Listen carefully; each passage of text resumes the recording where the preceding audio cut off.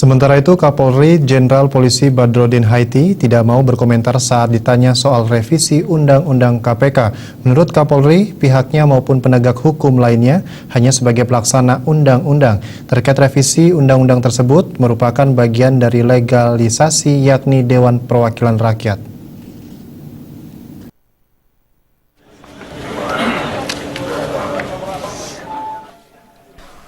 Adanya wacana perubahan undang-undang terhadap Lembaga Komisi Pemberantasan Korupsi atau KPK Mabes Polri tidak berkomentar banyak.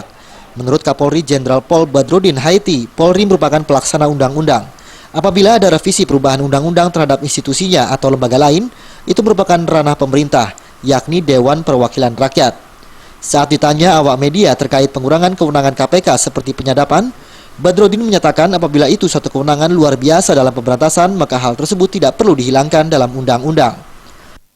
Itu Polri itu pelaksana undang-undang, jadi itu urusannya sepenuhnya pada bagian legislasi, ya DPR dan pemerintah. Apakah kewenangan yang selama ini dimiliki KPK seperti kewenangan istimewa terkait penyadapan itu memang perlu dikurangi atau bagaimana Pak? Kalau Polri masih bisa menilai? Ya kalau memang itu pemberantasannya sudah memang memerlukan satu kewenangan yang luar biasa, ya tentu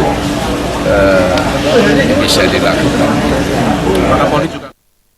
Kapolri menambahkan pembuatan undang-undang mempunyai latar belakang karena ada kajian akademis dalam perencanaan undang-undang tersebut. Untuk itu dalam melakukan revisi diperlukan argumentasi yang kuat berupa naskah akademis untuk merubahnya. Dari Jakarta, Hendri Fajaryadi melaporkan.